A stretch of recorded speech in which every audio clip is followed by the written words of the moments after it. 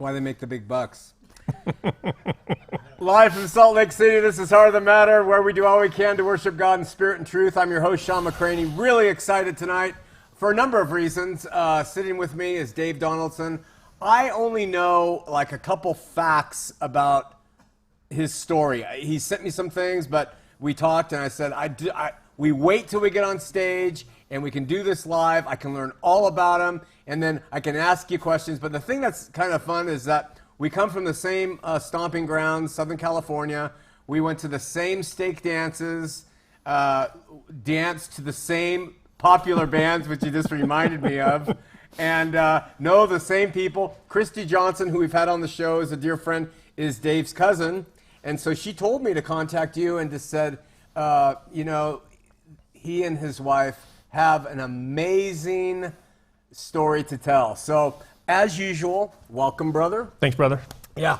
And let's start like we try to do with everybody. Dave, is you just reveal and tell what you want. But I'd love for you to go back to mom and dad, getting married, having kids, siblings, church activity, high school, proclivities, who you were, what you were like, how you related to God, if at all, the Mormon church. I know you related to that because we went to the same stake dances. And then bring us up to kind of your family up to now, and then before where you're coasting along through life like most of us, and then something happened. We'll stop there, we'll look at a spot, and then we'll come back and then continue to hear what you're doing. So it's all yours, brother. I'll interrupt you if there's something that I think would be really interesting, at least for me to know. So I go all the way back to I was born a poor black child. That's right. That's exactly right. Born in Linwood, California. Hey, same Linwood. place as Weird Al. So got that in fact, same year, same hospital. Whoa. Yeah. Grew up in La Mirada, Whittier area, and then moved to Garden Grove in '69. Huh. And what a magical year that 1 year was, you know, of my childhood. And that was sort of, you know, I was born in 1960, so I was like a 9-year-old kid. Summer of Love, you know, 68 to 69, that time. And it was amazing to be alive then, you know, like, I think my first political awareness was my parents talking about Nixon, you know, running for president, and then, you know, that same, in what, that 12-month period, like, Bobby Kennedy was shot, Martin Luther King, we landed on the moon, the month after we landed on the moon, the Manson family murders in Southern California, you know, it was like a lot of stuff going on in my life. It was a trippy time to grow up, you know. So wait, Whittier, do you remember life there? Did you go to the ward there in Whittier? Because I grew up in Whittier till I was 10. I grew up in Whittier till I was 9. I think my mother bore you. You do have very handsome features. I'm just looking at myself right now. No, Whittier, what ward? I was in the 7th ward. Whittier 7th ward and Whittier 5th ward. Who was your bishop in the 7th ward? 7th ward. Who was in that ward? Ostlers, Shields. Osler? Yeah. We lived down the street from him. He was my bishop too.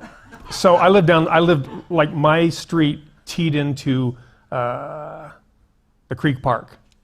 Parnell Creek Park? What was that called? No, it was La Mirada Creek Park. La Mirada. Yeah. So wait a minute. What junior, did you go to junior high? Or? No, I moved when I was 9, so 9. I went to Valley View. How about grade school? I went to Scott Avenue. No, I went to, where did I go in? Sorry, you guys, we don't really care about you. Anyway. Samuel's Elementary. Okay. Right up the hill from La Mirada Creek Park. Amazing. Yeah. Wow. And you know, look, you got style. You still cuff your jeans. You know, I get mocked for just being myself, and you've got it. All right. So now I understand you better. So keep going. So you moved from La Mirada to Garden Grove, yeah, 69. My dad got a job there, and my parents were looking at 2 houses, one in Costa Mesa, one in Garden Grove. And my mom said, I'm not moving to Costa Mesa.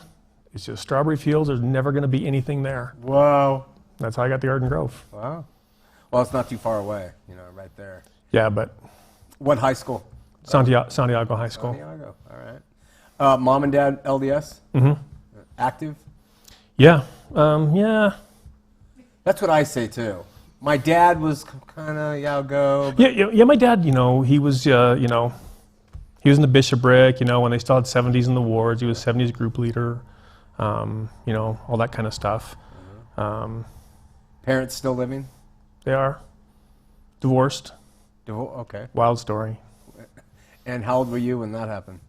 40s. Oh, okay. My 40s. How about siblings? How many? 3 siblings. I'm the oldest. 2 younger brothers and younger sister. Wow. So high school, what were you into? Sports? Yeah, I tried to be into sports because my parents both grew up in Salt Lake. My dad went to East High School. My mom went to South High School. My dad was, he played football, did all this stuff. So I tried to do that, and I was not good at it. In fact, until probably through 14 years old, I thought I was a short, fat guy. I think I started my sophomore year in high school, like 5'3", about a $130, just like wearing husky jeans. Wow. Husky jeans. JC Penney. Exactly. The husky jeans. I hate it when my mom, do you have the husky for my son? Mom. See, you had money if you went to JC Penney. We went to the Treasury, which is the off-brand of JC Penney. But I know husky. All right. So. But then I just had a growth spurt. And when did that hit? That hit sophomore year. And then, when a teenage kid gets a growth spurt, it's kind of like, you don't own your body. You just got a body. You just got it. Yeah. And you're trying to figure out how it works. Yeah. And so that was awkward for a couple of years. And then I like the way you're doing that, by the way. A gangly puppet. That's how it feels. Like yeah. I don't really know how this works, but I guess I can control it, right? Yeah. There's one part you learn how it works, though, isn't there? Very quickly. Yeah. Yeah. So I had a lady in my ward who was into music and stuff like that, one of the young women's leaders. And she heard me singing one time. She goes, "Wow, you have a good voice. You can sing." I'm like, whatever. And so she kind of egged me on into singing. And turns out I did have a pretty decent singing voice. And there was a group in our high school that was like one of those performing groups, like Young Ambassadors, singing and dancing like the Donnie and Marie show. And I was sucking at football. And I was beating myself up with sweaty guys every afternoon. And then there's this opportunity to touch girls and hold them and dance with them. I'm like, well, that's a no-brainer. Yeah. Let's do that. Yeah. And so I made some of my closest associations the last couple of years of high school, and we have friends that we ran with. My wife is my best friend's girlfriend from high school. Oh wow. It's a Cars song, but it's. But yeah, and we still they're still our best friends. Our wives are friends. There's about 3 or 4 of us from high school that we still run together. We travel together, and our kids are like cousins, kind of thing. All those high school years active? Mm-hmm. Yeah, I did all the stuff. Checked all the boxes, Yeah. Church dances, like we talked about. Was always involved in going and reviewing the bands, hiring Pegasus and Primo to play stake dances, and couldn't wait to get to the Huntington Beach dance. Yeah. I remember the Pegasus when my first stake dance that I saw them, they had those things blow up. Right? And I was just amazed. Yeah. It was Kiss. Yeah. In the stake Yeah. center. And all my friends from high school that weren't members of the church, they definitely wanted to be at the at Mormon dances, Too. because it was a live band on a Saturday night for $1. Yeah. And cute girls. Yeah. Awesome girls. Yeah. I never understood, though, even then, why they would open with a prayer, ask that the Spirit would be there, and then the band would open with "Feel Like Making Love." Exactly. I mean, it was such a disconnect to me. I could never put it together. That was the beginning of many disconnects. It was. I'm guessing. Yeah. So, mission? Yeah. Sort of mission. I didn't know I was going to do that. I thought I might, but I turned 21 in the MTC, so I was kind of like a late bloomer. I'm still a late bloomer. I'm just I'm 59 years old trying to figure out, I think I know what I'm going to do when I grow up now. Yeah, I get for the rest of my life. Yeah. Yeah, so I got called to Japan, which was not awesome. When I opened the call, I'm like, I don't even know what does that mean? How would I even learn that language? Huh. Did you master it? Yeah. Wow. Yeah, I still speak it. Wow. And I worked hard for it. And when I got back from the mission, when I was going to college, I immediately found out that I had in Southern California, I had a bunch of a disproportionately large number of dude friends that spoke foreign languages. I'm like, well, there has to be money here, right? So I started a small business in college, language and translating and interpreting. So we do courtroom work and insurance company work, doctor's office stuff, some live courtroom work and for Japanese, because in the 80s, Japanese in Southern California, I taught a lot of classes like Hitachi and Yamaha and all those businesses that were like, Sure. booming around there, Taught expats how to speak English, taught people, English, gaijins, Wow. white people how to speak Japanese. And was that a going concern? I mean, did it grow? Yeah, I mean, I made, so it grew, and at the same time, like right as soon as I got home from my mission, there was a guy named George Curtis who ended up being, some people know him around here. He was the head trainer for BYU's football team for a lot of years. But back then, he was athletic trainer at Santa Ana College. And he got this new gig for this new professional football team called the Steve Young's first team, LA Express? Express, yeah. Yeah, with the USFL. Wow, yeah.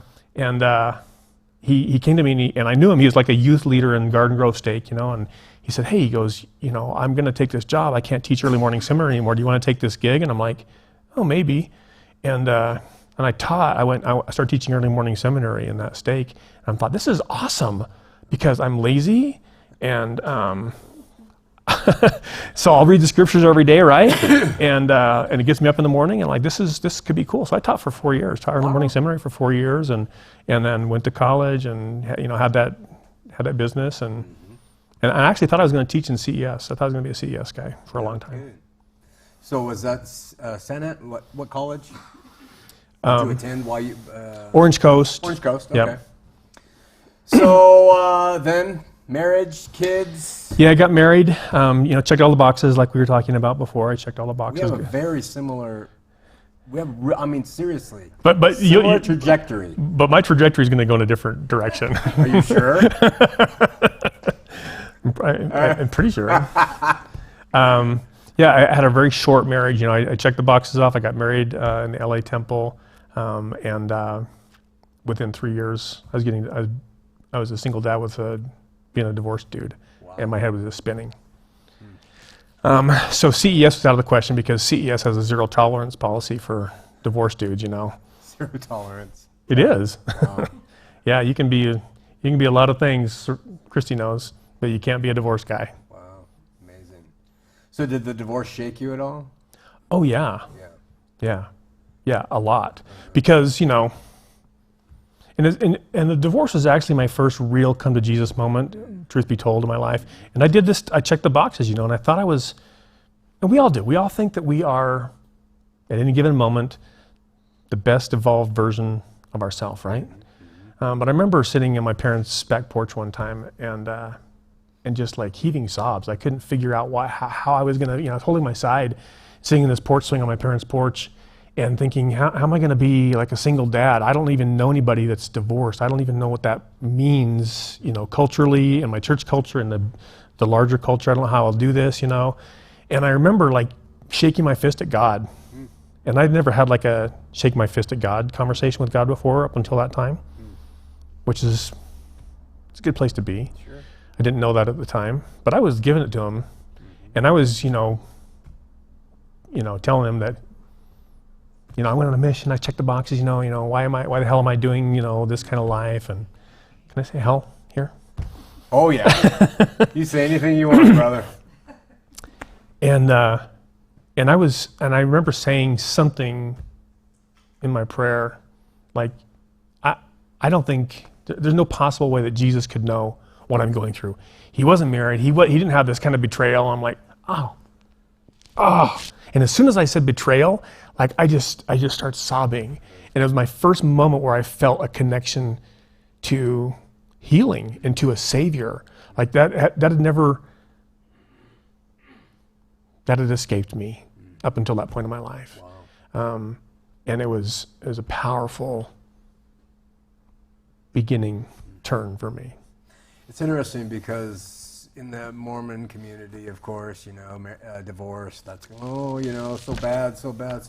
But already you're saying that through that negative experience, which broke you while you were sitting on the chair at your parents' house, I mean, it opened you up to understanding him. Of course.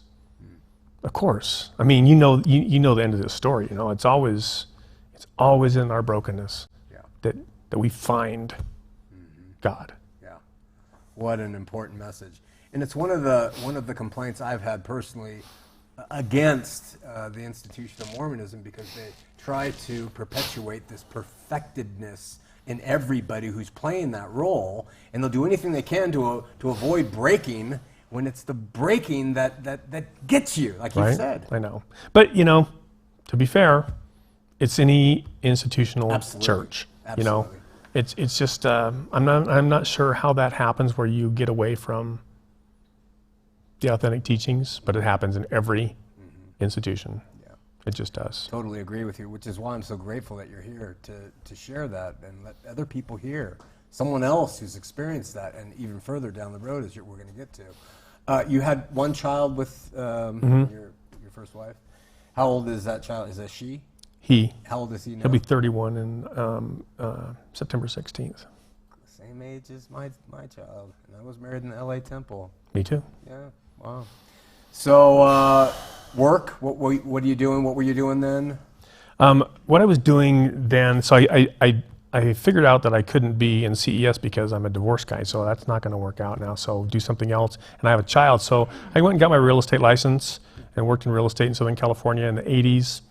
We did some equity sharing, financing stuff when the S&Ls were, before they were deregulated, and some of those kind of things. Helped investors and new first-time buyers find stuff. So my whole life I've mostly been involved with real estate development, construction, and stuff like that. Got it. So are we ready to progress?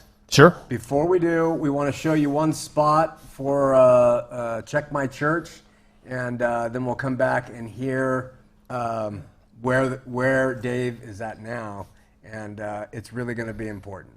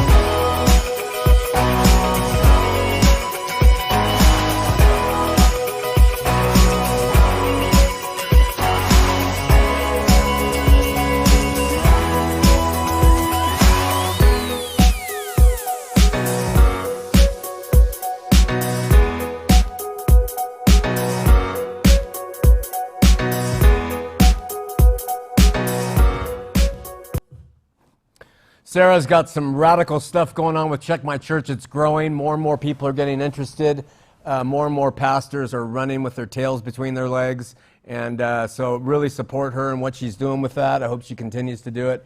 If for more information, check below. And for more information on Dave Donaldson and his wife's ministry and outreach and the work that he's going to explain that they do now, check below as well. Dave, so keep us going.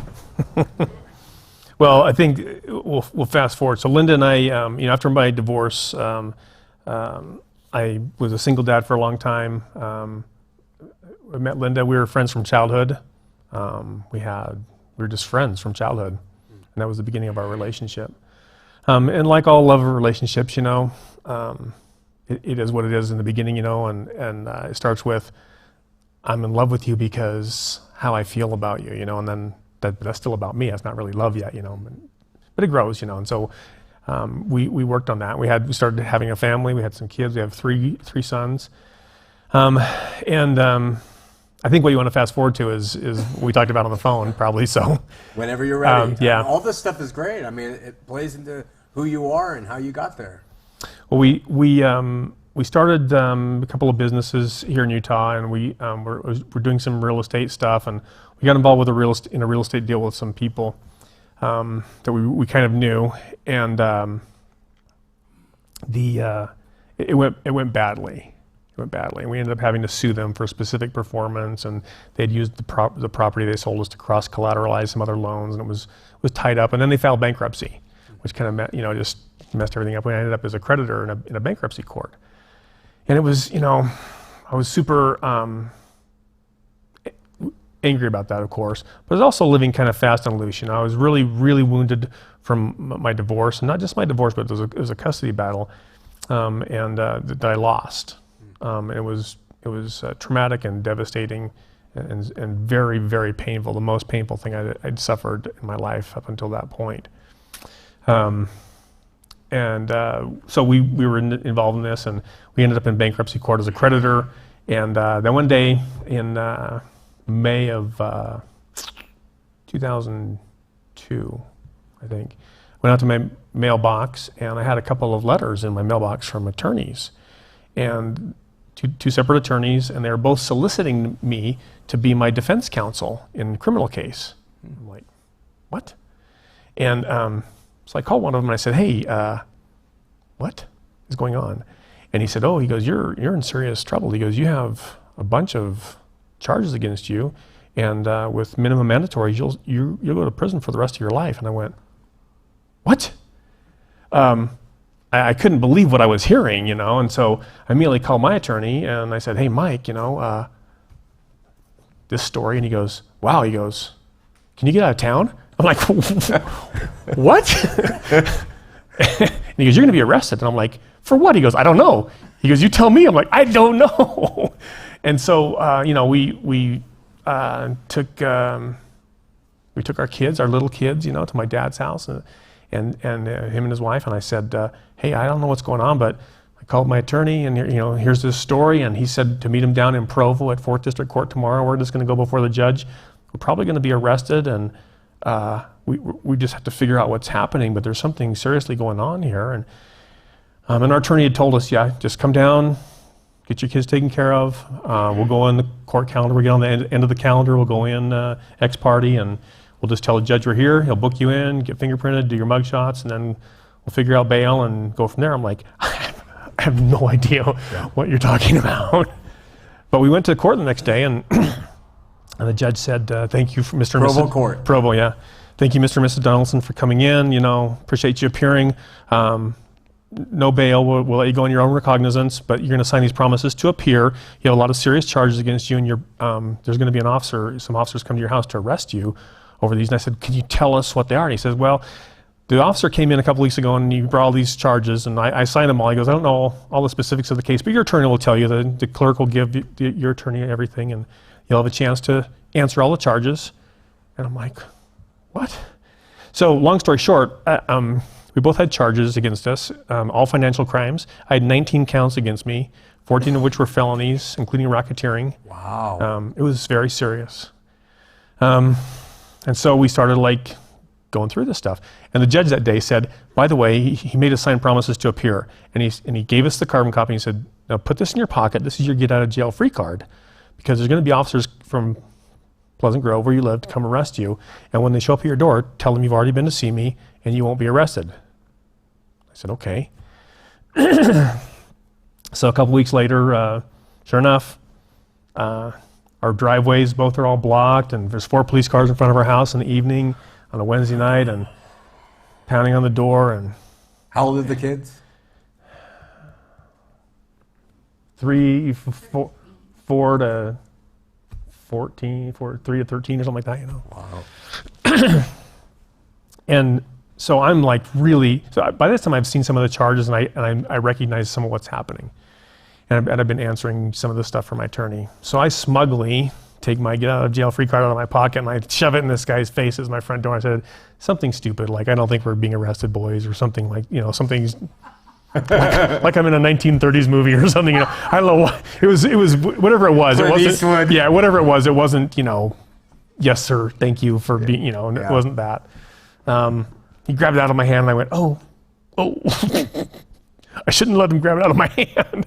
So they go out in their police cars, you know, and they're on the radio and they're doing all this stuff. And we're just in our home, just like, you know, frozen in fear. Well, this is the pivot point. I didn't know it at the time. I had no idea at the time. But years later, this was the pivot point. All my people I went to church with on my block, they're all just looking out their windows like, what's happening at the Donaldson's house, you know? Also, probably frozen in fear. They have no idea how to respond to what they see, you know, happening at the home of people that they sit in pews with in church every Sunday, right? And the one lady that's on our block that's not a member of our church, she went to Rock Canyon Christian Church down in Provo when Dean Jackson was the pastor, and they were meeting in the Cinemark Theater, you know, back in the day.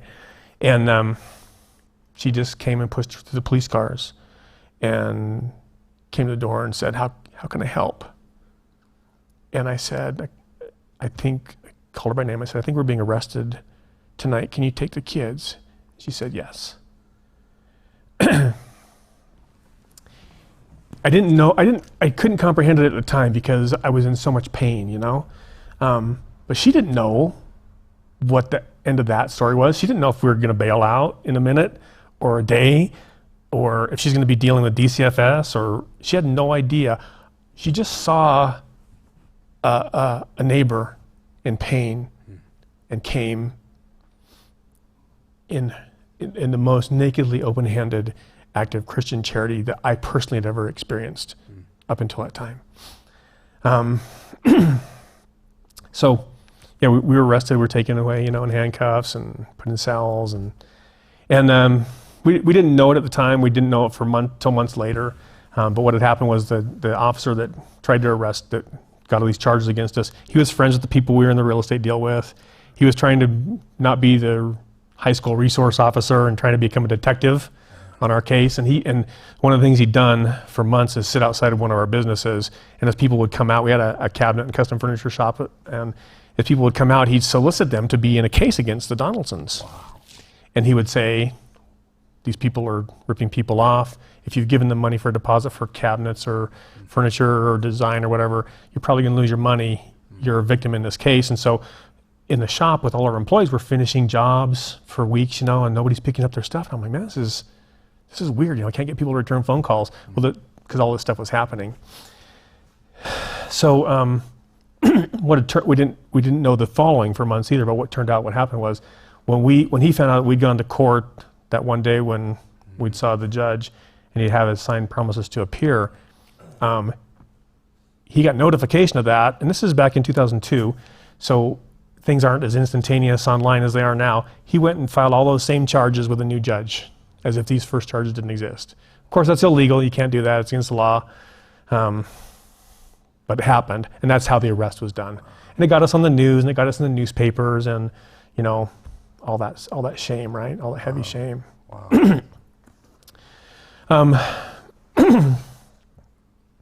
Eventually, we were able to talk to the county attorney that was looking at our case, and I was able to look at every charge when they were charged. And I said, well, I know what this one is. This is how this happened. And we found this cop had done this. And I know what this one is. I know what this one is. And the county attorney finally looked at me one day. He says, I understand where you're coming from. And he goes, you can probably go to court and fight this and beat some of this. He goes, but we'll probably get convictions against both of you for some of this stuff. And we can probably put you in jail or prison. He said, so. And I'll never forget these words. He said, if you'll fall on your sword, we'll let your wife go. Wow. What do you do?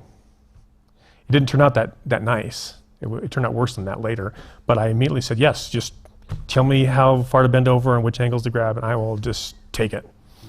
Because the options are, maybe we both lose our freedom, and maybe our kids go into the system and all that stuff, or I totally mess up everything and I can't do restitution or probation or whatever they're going to make me do, but at least my kids get one parent, for sure, is what I was thinking at the time, Sure.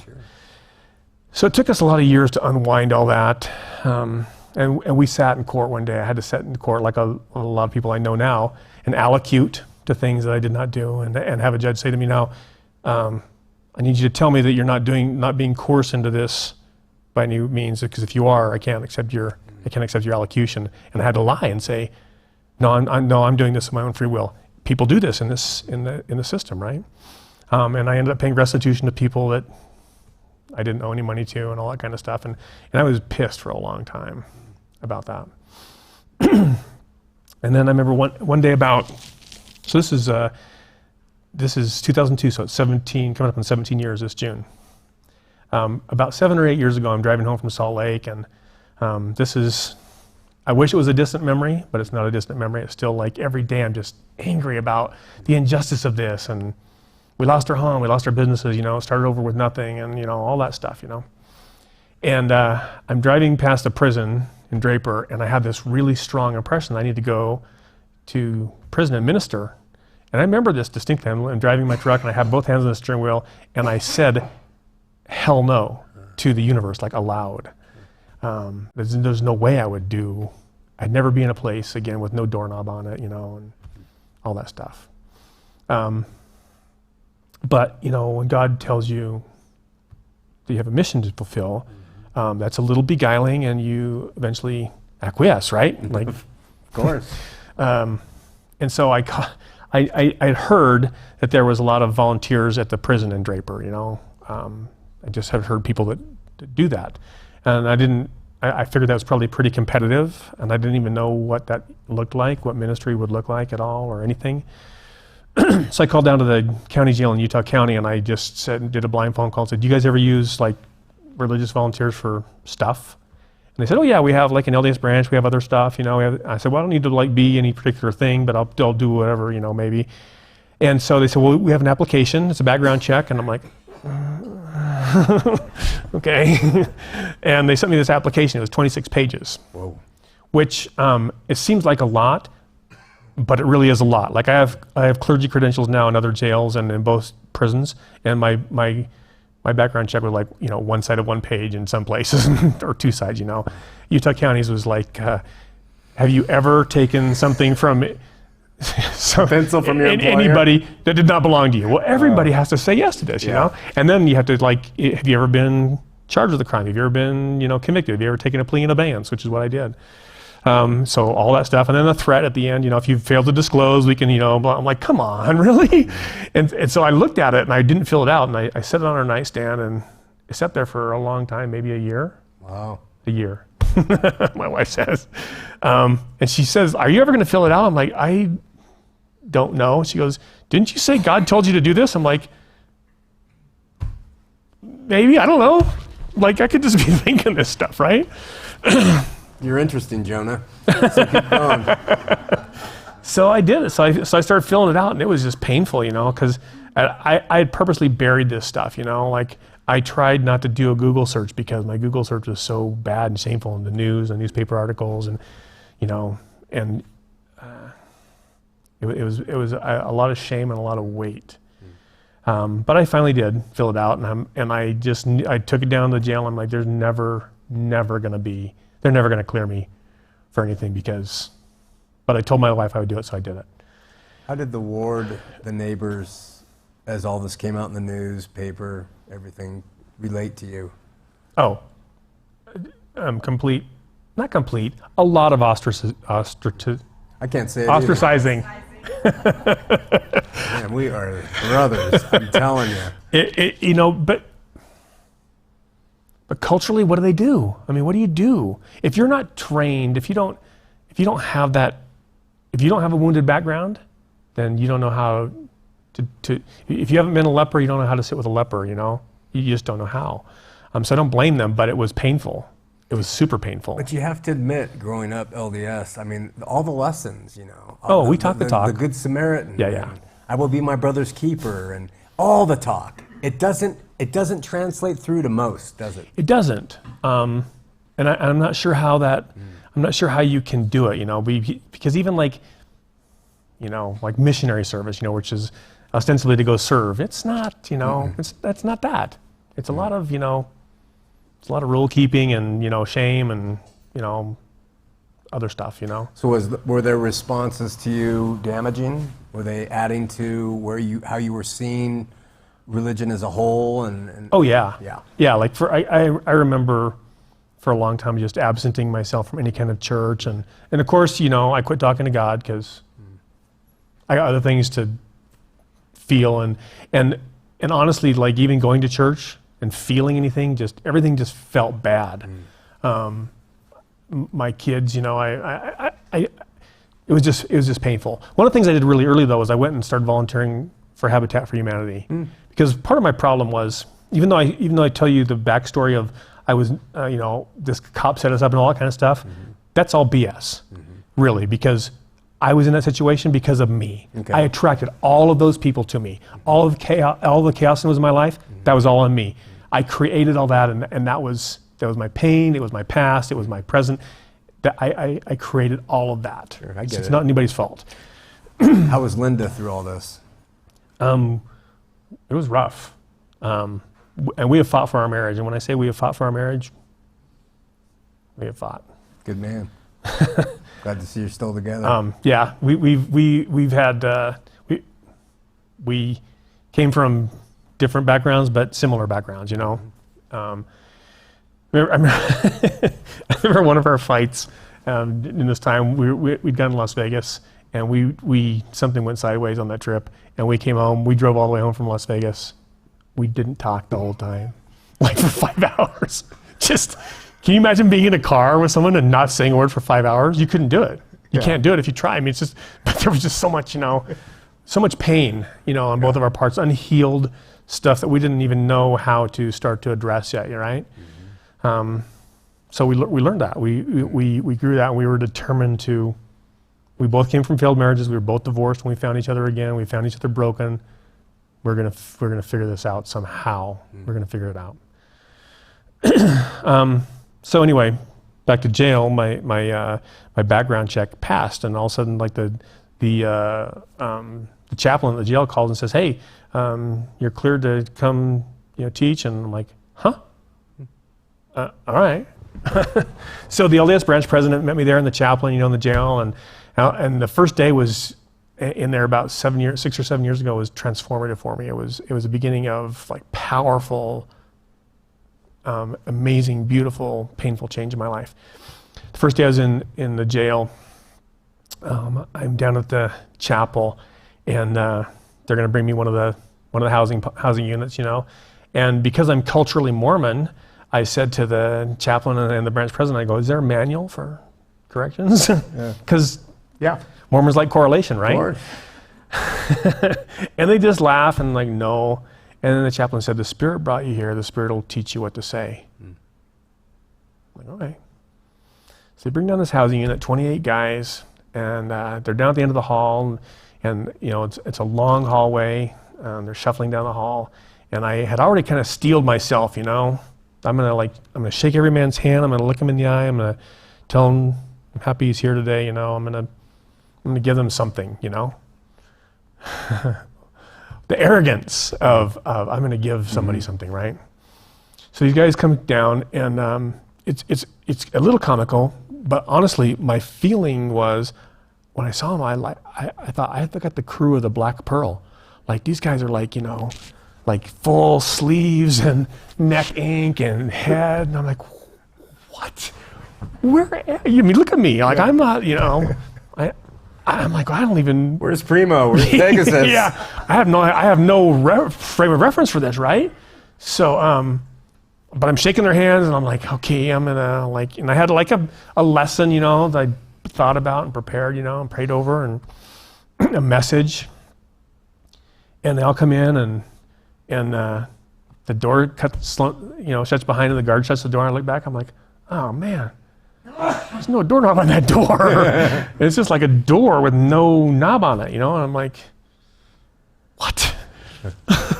So I walked the front, and I turned around. And I said, guys, I'm off, balance here. I said, clearly I'm a newbie. I've never seen you before. You've never seen me.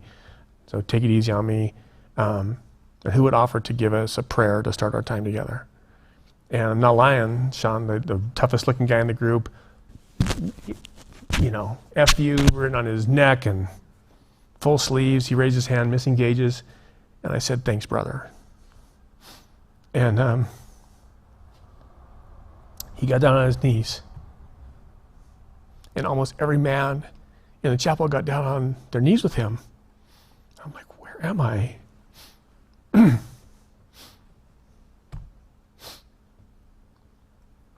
then this guy just opens up this conduit to God, and you can tell that he knows who God is, and he knows. You can tell he talks to God a lot, and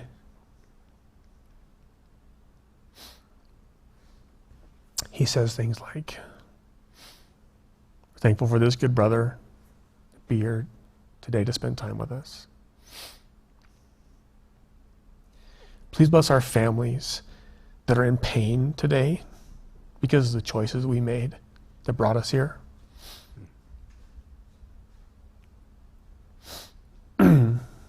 Please bless, this is the most powerful thing. Please bless the people that we have harmed to be able to forgive us, not because we deserve forgiveness, but so that their lives are not destroyed by hatred." Wow. Where have you ever heard that? You've been in a temple? I've been in a temple. I've been in synagogues. I've been in chapels. I've been in cathedrals. I've traveled a little bit. I've never heard anything like that, right? Please bless our judges to be able to see our hearts. Those of us that have court this week, please bless our judges to be able to see our hearts. And if they can't, Father, then please bless us to be able to accept your will for our lives. Wow. In your Son's name, amen.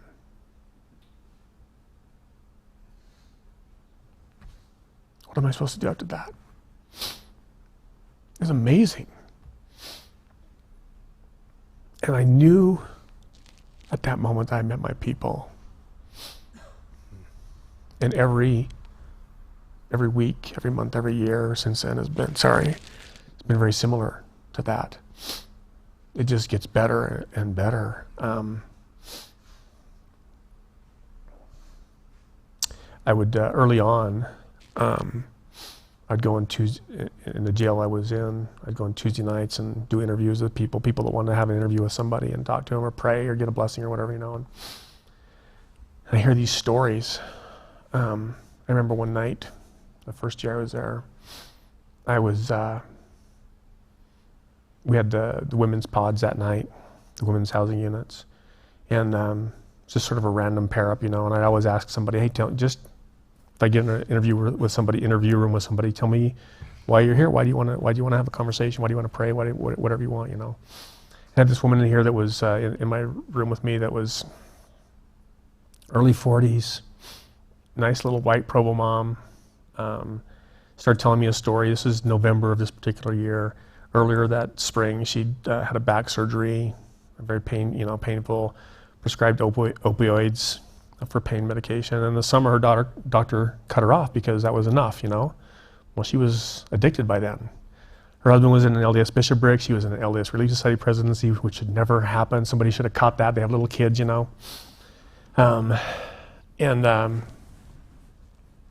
She's here in this room with me, and she's pregnant, and she's just wrecked in tears. And as her story unfolds, she's telling me about how she heard her kids one afternoon in her kitchen, talking about some of her kids' friends talking about how you can get drugs on 3rd South in Provo, which is where you can get drugs. And so she's an addict. Her doctor's cut her off. She knows she's going to run out of pills in a minute. So she goes down to 3rd South and scores her first heroin, her first street heroin. Whoa. Gets a 20 bag, and somebody shows her, the dealer she met just randomly, showed her how to rig up and shoot up, and now she's using heroin, street heroin, and going to church. Pretty soon, she's feeling guilty because she's spending family money, food money, all that kind of stuff on. So over the course of the summer, the brain works the way it does in addiction. She's trading sex with, she doesn't even remember now by the fall how many men she's had sex with to trade for drugs. She's got an active STD. She's pregnant with. She has no idea whose kid it is. Wow. And she's wrecked. All her husband knows is that she's been arrested the night before. And she's going to see him through a glass in about a half an hour. And she just wants someone to pray with to get strength to be able to tell him what she just told me. Nobody's immune. And I see that's in our culture, this perfection culture we were talking about earlier, People put on a facade. We got a good friend, a guy that, he's a good friend now, but I met him in jail. A guy named Dan Workman, who last time I saw him in jail was in fall of 2015, and then we met up again in summer of 16. Returned missionary, but a raging heroin addict and a bunch of other stuff. When I met up with him, saw him the first time out of jail, I saw him at a Holiday gas station one morning. We were getting drinks, and I'm like, "Oh, dude, I remember, we hug each other because you can't hug in jail, or prison. Hang on to him, like, so good to see you." And he goes, "Man, it's so good to see you too." And he used to come to my classes, my Bible study classes and stuff. And he goes, I got something I wrote that I want you to read. I'm like, hit me. So next morning at 5:30, he's literally he's like Chris Farley. He's living in a van down by the river. He's been clean for a month. He's been out of jail for about 6 or 7 months, but he's only been clean for a month. And he's living in a van and taking a bath every morning in the pond behind Lone Peak High School and going to work construction. But he was writing on this little cracked smartphone he had, and he wrote an essay that he called From Mormon Missionary to Junkie Felon. And I was wrecked. It was just so beautiful and powerful where he was and how he grew up in the church and with a good family and good parents and all that kind of stuff, and then where things went sideways, And I said, some people you need a bigger audience. People have to hear this story. So he published a book a couple of years ago now called Black Tar Mormon. I'll send you a copy if you like it. Dan's a guy you ought to interview. I would love it. You ought to have Dan on this show. So I know hundreds of people like that now. But early on, I started hearing some of these stories, of people that just fell. And then I start to see some people over and over again in my classes on Sundays that I know they are good people. They're ready for change, they're willing for change, but they're missing some abilifying part, right?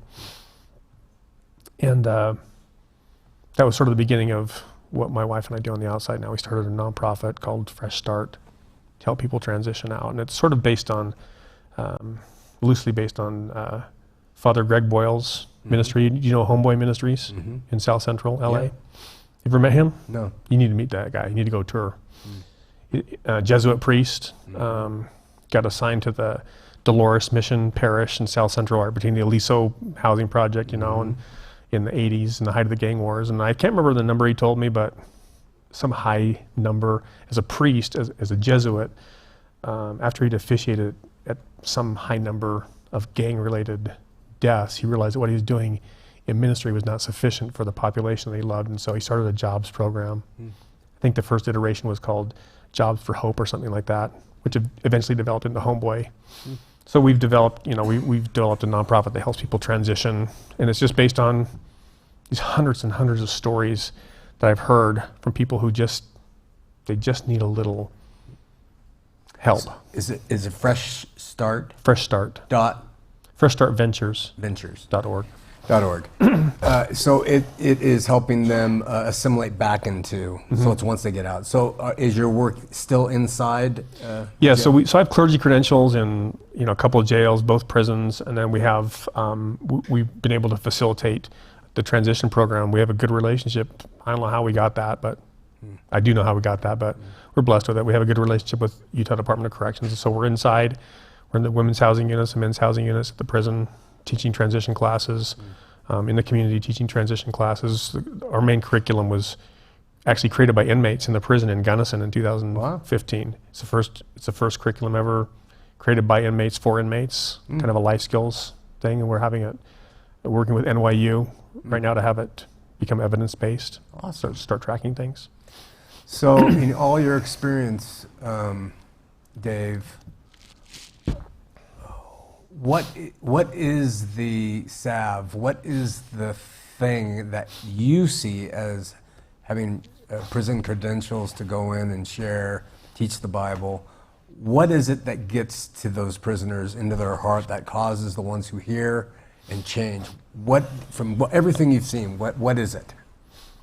Have time for another story? Mm-hmm. How much time do we have? We have 5 minutes, but we can go over. It's too long. I'll start it, and then you'll stop me if it's getting too long. Several years ago, I was one of my Sunday school classes, Sunday classes. A bunch of guys come out to the chapel, and we're talking.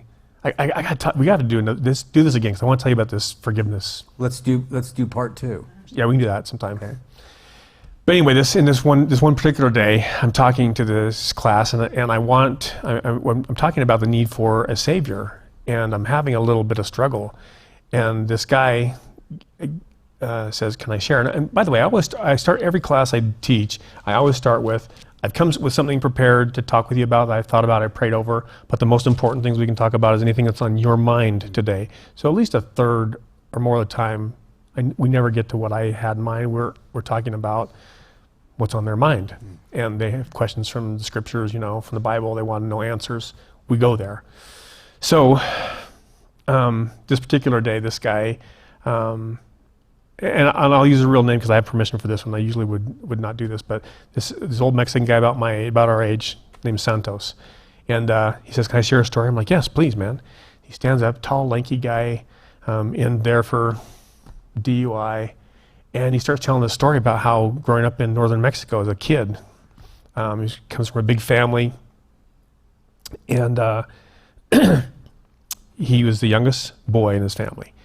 One weekend, one of his older brothers says, "Hey, why don't you come out to the bar with us and go drinking?" He feels awesome because I'm a man now. He's like 13 years old, but his brother looks at him like, he thinks his brother's looking at him like he's a man, he can handle this, Well, he can't go into the bar, but his brother sneaks him out of cerveza, like all night long, and he's like, sipping beers and getting like drunk, right? Finally, ends up throwing up on himself and all that stuff, that happens. So this brother wants to take him home, and he won't go home because he doesn't want his mom to see him like this. So he stays out all night, and he falls asleep. Doesn't come home till the next day, like afternoon. He has another older brother that is home when he comes home. His mom's been crying all night because he's not home. Her baby's gone. He has no idea what's happening, what the family dynamic is with his mom. He just knows he's ashamed that he got in this condition, doesn't want her to see him. So this other brother, the one that didn't take him out drinking, he tells him, put on the yoke and go get some water. He has to go get some water from the well, right? So he goes out to get some water, and he looks at me, he goes, "You know what a cowboy rope is?" I'm like, "Yeah, I know what a cowboy rope is." And he pulls up his shirt, and he shows these big scars across his chest.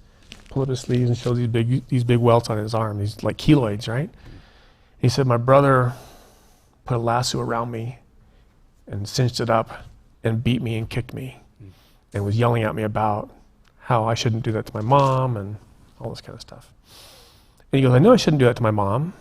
But then the shame was even worse, because he was taking a beating from somebody. His dad was in the federales, told him never to take a beating from anybody, but it was his brother, and he had to take the beating, and all this conflict, right? Plus he's got a hangover.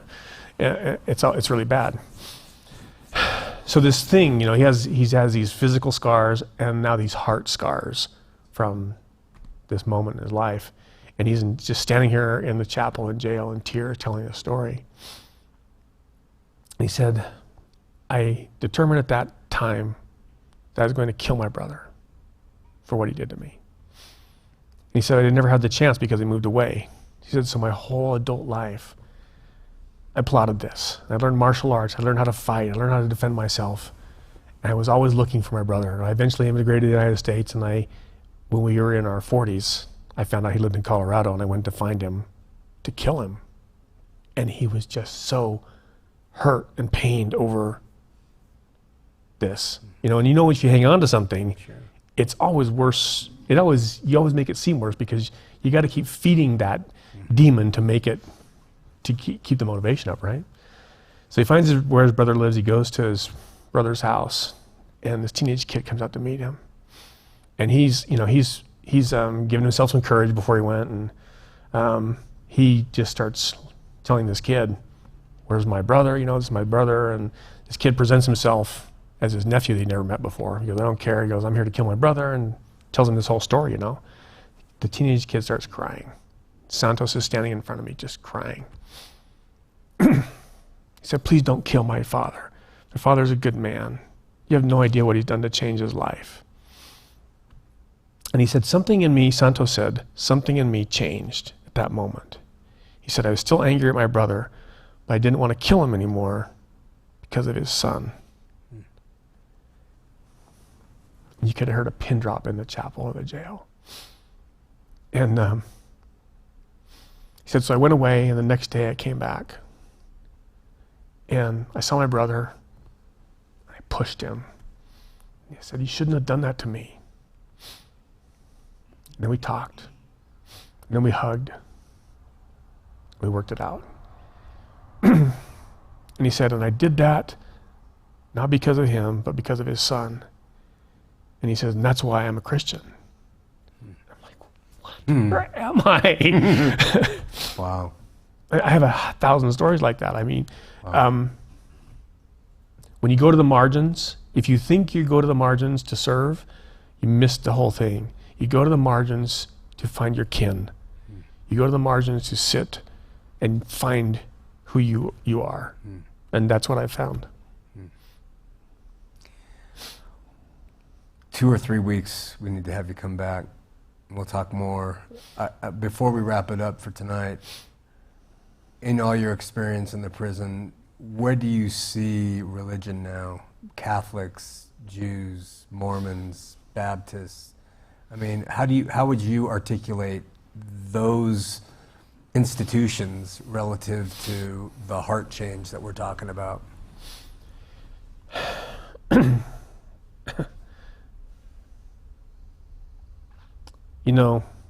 Institutions have their place, right?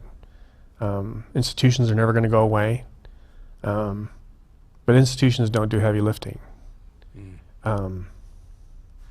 Institutions usually produce shame. Institutions usually create shame culture, and we try to find people and help them heal from that through Jesus. I mean, through love. Yeah. When people want to get, and I fight this all the time with my Mormon friends, they want to do doctrinal stuff. I'm like, you know what? I'm a Matthew 22 guy. I'm still working on love God and loving you the way I love me. So let me keep working on that, and then we can talk about whatever you want to talk about. But I'm working on love. Good response. Really quickly, M. Scott Peck wrote a book years ago called People of the Lie, and in it he posits that the most sinister people are never found in the prisons because they're too smart. Yeah. They never get caught. That's right.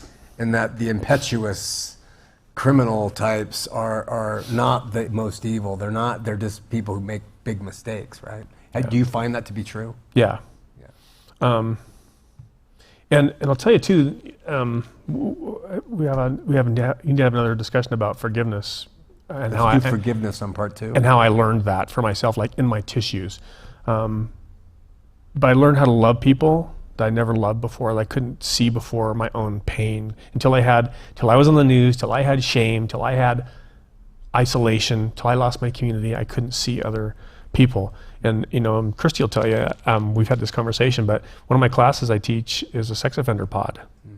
And you want to talk about the lepers? Those are the lepers. But my commandment is to love my brother. Good job, brother. And I do love these guys. And people that come out to a chapel to see me, they're not, they're looking for something, they're looking for something. And I've met my people. I've met the most amazing people in my life inside of a jail or prison. I can't tell you how much I appreciate your honesty, your integrity, your willingness to just open up before us, and share things that were just beautiful. And I know I'll announce it, but you guys at home will announce it in the next couple weeks. We'll see if we can get you back, and love to talk about forgiveness, more about Jesus, and then also what you and Linda continue to do in your ministry. So thanks again, and we'll see you next week here on Heart of the Matter. Thanks, man.